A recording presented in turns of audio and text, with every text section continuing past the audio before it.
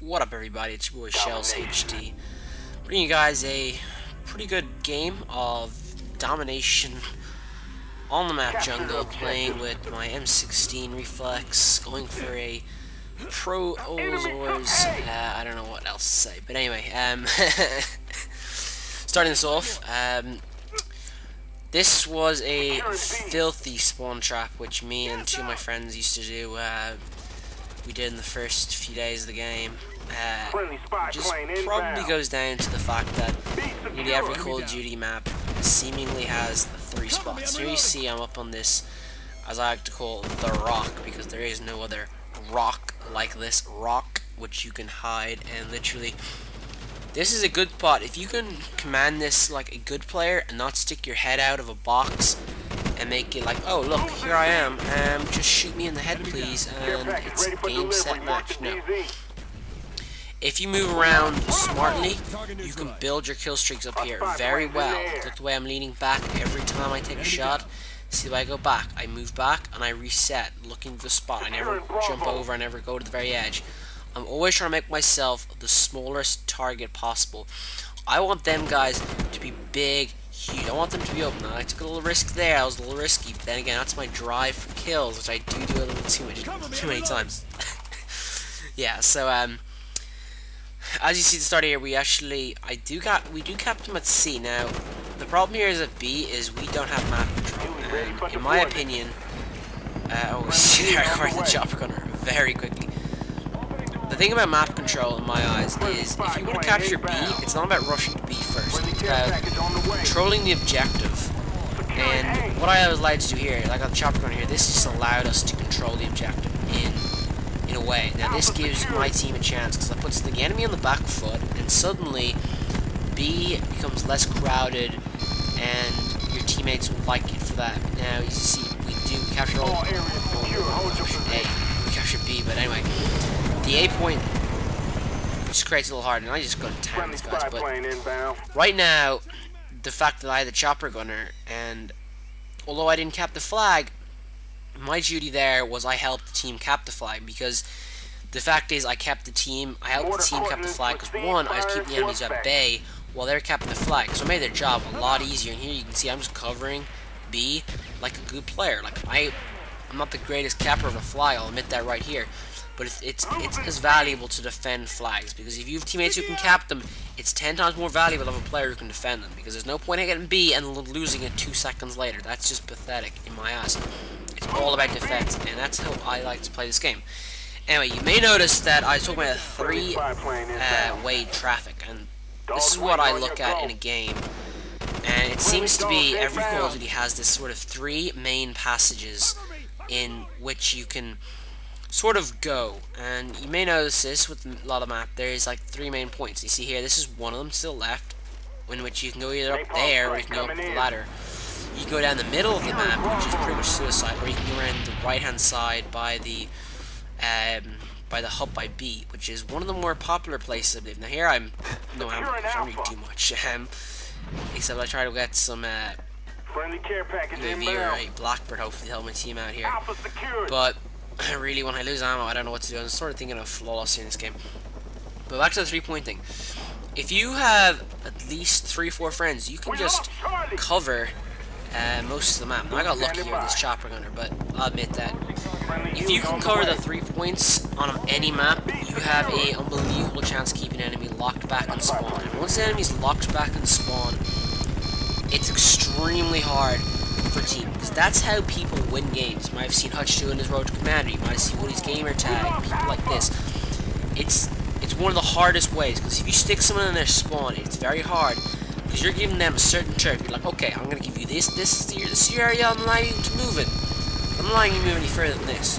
You're dictating to them where you want them to be, and that's how you play this game. If you want to have the upper hand in the game, you have to control.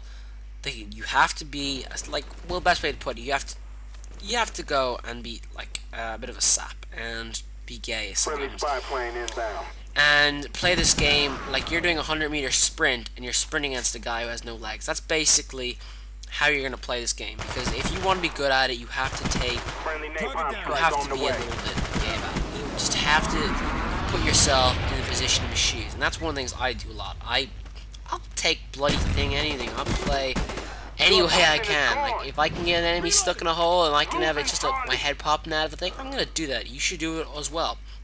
It's extremely valuable for a team to be able to do that with its members, because if you can keep that, it's very hard to beat a team. Like, if you've ever played GB, I've played GB, and I've got my ass handed to me. And when you have no chance of getting to what's the word I'm trying to think of here? When you have no chance to get out of your objective and to get these guys, because they have absolute perfect vision. They know exactly where to look. They're like, here, look at that. That guy comes around the corner and he's dead. He's no chance of looking at me. I have an advantage there.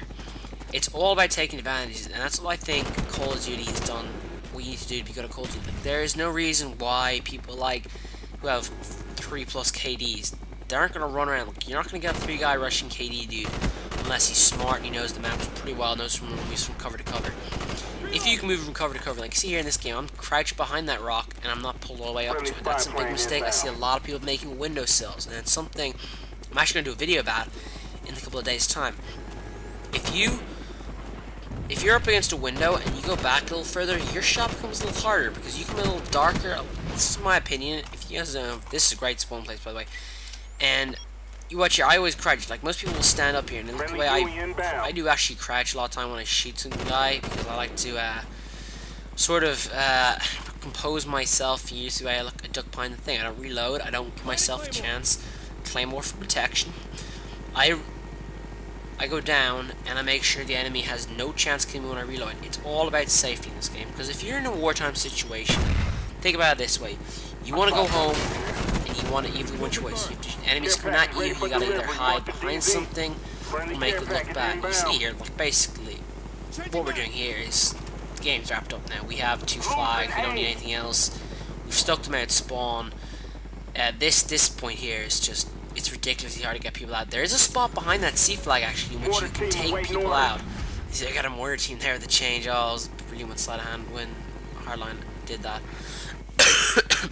But every time you play a game of Call of Duty, you're gonna realize that there's certain maps are set up in a certain way. Now, I don't know a lot of people realize this, but if you go behind C, where there's a ladder and that, like, pontoon thing, I don't know what's for the pontoon really, probably for the river during the week, but if you go behind that area on that place, you can have a tiny view of the guy's head peeking over. Now, every Call of Duty map has these little spots, and if you look at them really carefully, you have a great chance of knowing the knowledge of the map.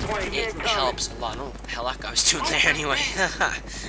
But if you know a map well, you have an extreme advantage over the enemy team. Because if you go in a match, the private match with your friends, and you just practice looking at each other, you can go in the match yourself. I've actually done this on some maps like firing range. If you practice grenade looking and you look over in theater mode, that's how you get better. And I've actually noticed that my game has improved a lot after I've watched games in theater mode. Like, if I have a good game, I'll look back and be like, okay, what did I do well here? And look what I did well here. Look, I kept myself composed throughout the game. I used cover well. I didn't put myself at risk. I made sure the enemies were at risk. Of course, yeah, they're gonna have to go out in the open and basically look like Egypts, and I was gonna exploit that for the entire game. And if you notice, like, I had two, you might see there's 2 other blue triangles. Like, this is not a full team, and you can do it with people like this. And basically, you just annihilate a team. It's fun, it's enjoyable, and at the same time, me and my 2 other friends here are just laughing our ass off because it's good fun. It's fun beating the crap out of people in a way in Call of Duty. Yeah, it's unfair in a way, and maybe we should tone it down a little bit. But yeah, it's gonna happen eventually. You're gonna have good games, you're gonna have bad games. Like, I played a game yesterday. I got spawn trapped the crap out of. I couldn't do anything about it because I joined late. That's the way things go. Good team, you think you're good until you play GB. That's why I'm going to put it. But here you see I put an attack helicopter and just got my chopper gun. That was a foolish move for me, not counting my kill streaks.